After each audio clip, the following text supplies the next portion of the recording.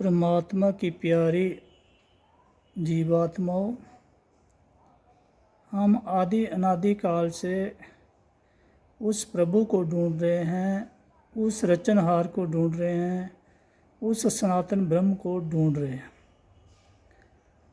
आज तक वो किसी को नहीं मिला, क्योंकि उसका जो स्वरूप है, जो उसका बदिया स्वरूप है, वो निहायत ही गुप्त है, गैबी है, छिपा हुआ है, हिडन है, अव्यक्त है, अदृष्ट है।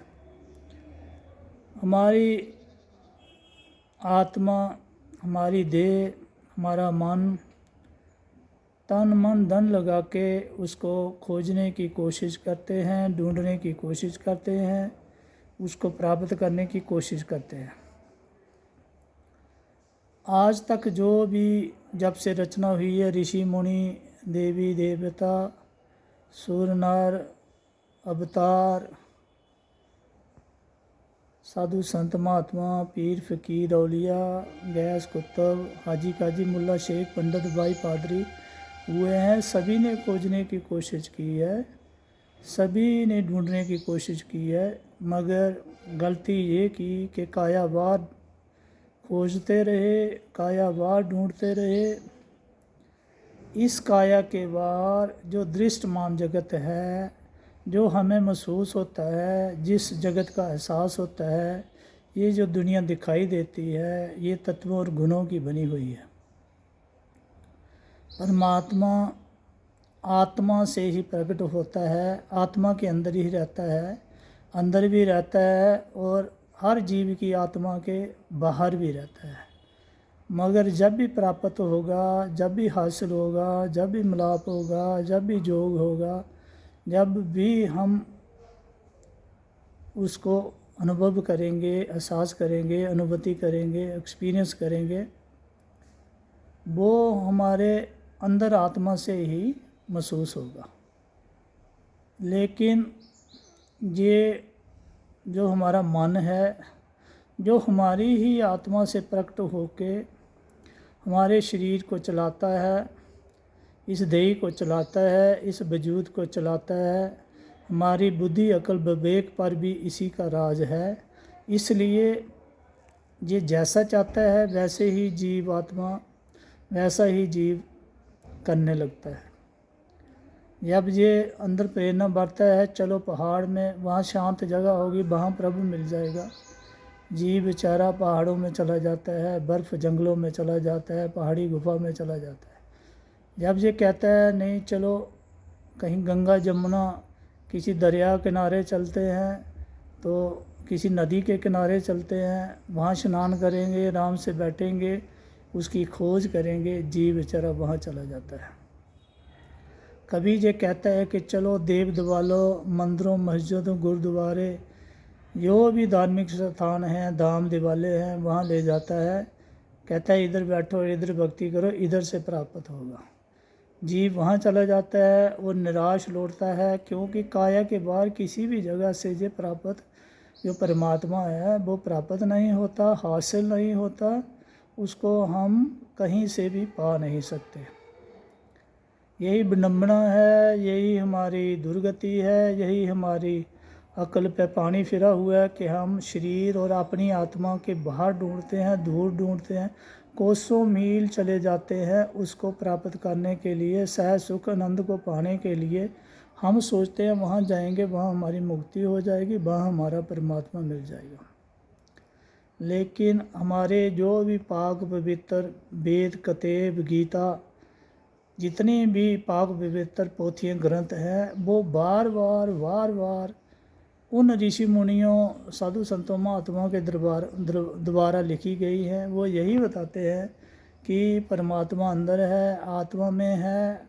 अगर आप अपने देह और शरीर आत्मा के अंदर ढूंढोगे तो उसको प्राप्त कर सकोगे। बाहर, काया के बाहर किसी भी जगह, बेशक वो कण कण में समाया हुआ है, घट घट में समाया हुआ है, रोम रोम में समाया हुआ है, नस नस में समाया हुआ है, एटम एटम में समाया हुआ है, जहाँ सब एटॉमिक स्ट्रक्चरों में भी समाया हुआ है। सारी के सारे खंड पताल द्वीप लोहा Milky Way galaxy black hole wormhole हर जगह वो समाया हुआ है।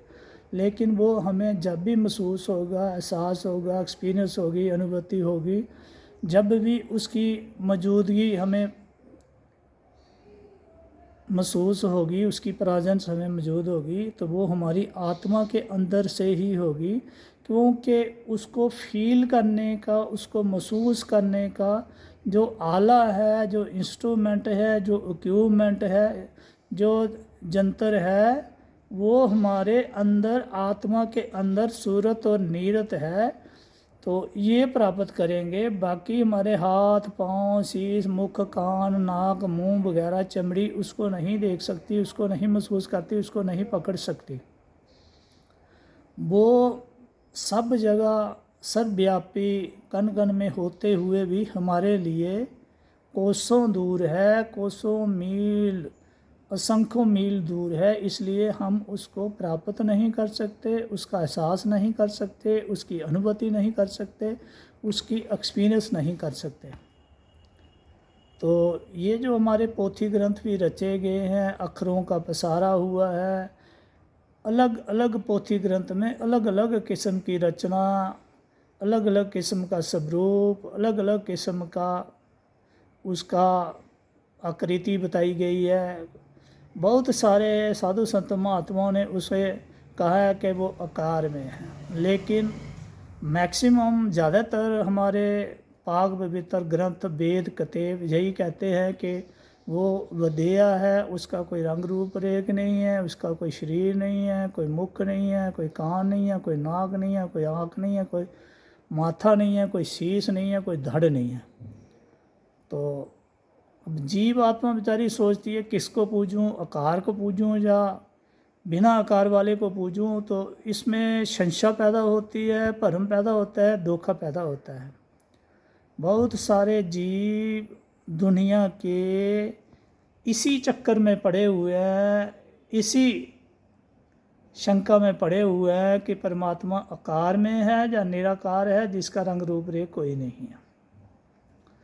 तो कबीर साहब कहते हैं कि परमात्मा जो आज तक जीवों ने जिसके दर्शन किए हैं, जो महसूस हुआ है, जो देखा गया है, जिसको लिखा गया है, वो तो माया है। माया ही शरीर रूप धारण करती है। आदि माया ओंकार है। ओंकार से तेज पुंज ज्योति ज्योति आते हैं, या नाद की भक्ति करते हैं। ये नाद और ज्योति और बिंद ये परमात्मा नहीं है, ये आकारों में आते हैं, ये आकार दर्शाते हैं, यही प्रभु बन बैठे हैं।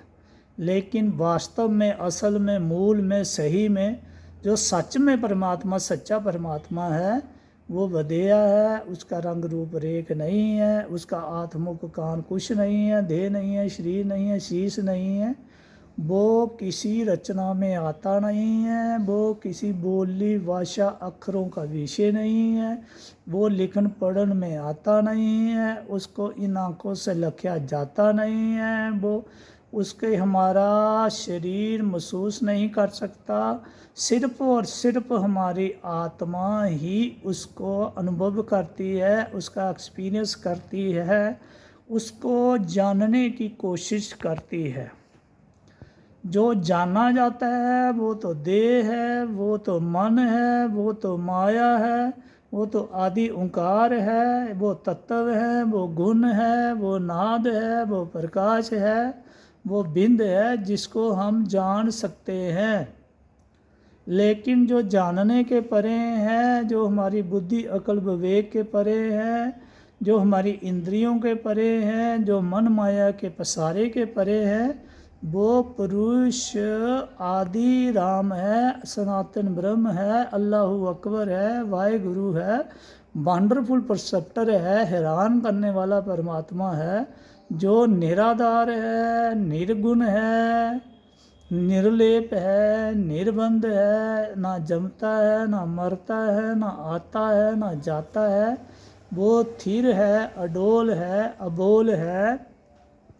वहाँ पे पाक पवित्र सूरतियाँ उसके स्वरूप पे ठहरी हुई हैं केल कलोल कर रही हैं, उसकी स्तुति कर रही हैं, आरती कर रही हैं, उसके स्वरूप को जान रही हैं, आनंद ले रही हैं, परमानंद में हैं, परम गति में हैं, वहाँ आहार विहार कर रही हैं, अमृत आहार पी रही हैं। परमात्मा के स्वरूप से जो आहार आ रहा है, वहाँ कोई हमारा मुंह नहीं है, कोई सिस्टम नहीं है, कोई आंखें नहीं हैं, कोई कान नहीं है, वो सूरतियों रूप में आत्माएं वहाँ रहती हैं, धुनों के स्वरूप जैसी हैं। धुन तो नहीं है, क्योंकि धुन किसी साज से उठती है, दो साज बजते हैं तो धुन उठती है।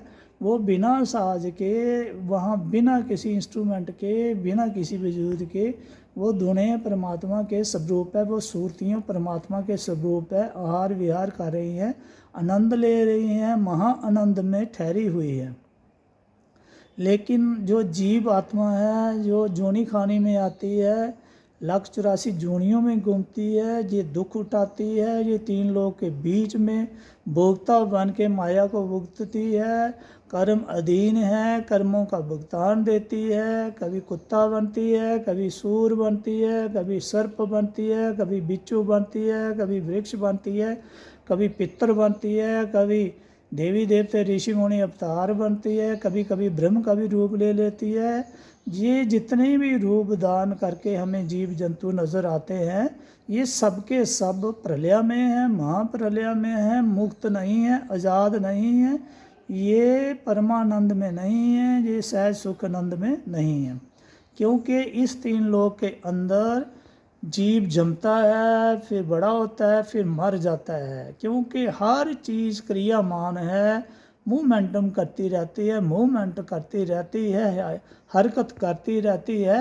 ये प्रकृति के अंदर आते हैं, माया के अंदर आते हैं, 5 तत्व 3 गुणों के अंदर आते हैं। इसलिए ये बनते हैं, बिनसते हैं, डिस्ट्रॉय होते हैं, तबाह होते हैं, मूल अपना खो देते हैं, वजूद अपना खो देते हैं, और फिर से नए चोले में सूरतियाँ 3 लोग के अंदर कर्मों के आधार पर बार बार आती हैं, बार बार मर के जहाँ से चली जाती हैं, फिर से जन्म लेती हैं। ये एक विस्कस साइकिल है, जन्म मरण जिसको आवागमन बोलते हैं, आना जाना हर जीव आत्मा का बना रहता है।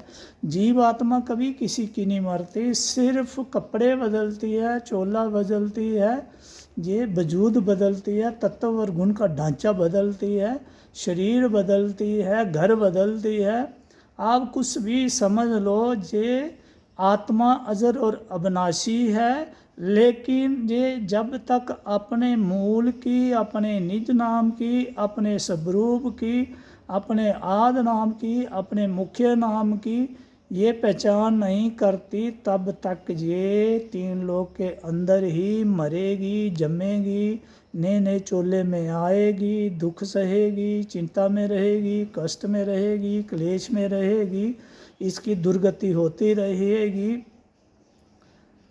जैसे कुत्ता है, कुत्ता बन के जब आई तो लोग डंडे मारेंगे, पत्थर मारेंगे, भूखा रहेगा, दौड़ता रहेगा, और अपने कर्मों कारण क्या पता कुछ जीव बेचारे पागल भी हो जाते हैं, कुत्ते भी पागल होते हैं, जानवर भी पागल हो जाते हैं। हर जीव अपने कर्मों के आधार पर भुगतान देता है। एक बार ये शरीर, पहली बार जब आत्मा आई तो शरीर, ये ब्रह्म का शरीर जो इसने ले लिया, तो ब्रह्म स्वयं दुखी है, ये कर्ता दुखी है, ओंकार भी दुखी है, क्योंकि यही सूरती बार बार बार बार बार बार जन्म मरण के चक्कर में पड़ी रहती है।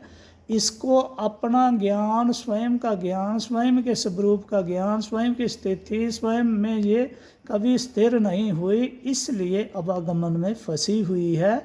ना जाने हम लोग कितनी बार आदि जुगादि से चल रहे हैं, जम्मों की मार खा रहे हैं, बार बार कष्ट क्लेश सह रहे हैं, कभी किसी जूनी में जाते हैं, कभी किसी जूनी में, कभी किसी जूनी में, और हमेशा दर्द दुख कष्ट क्लेश चिंता बनी रहती है।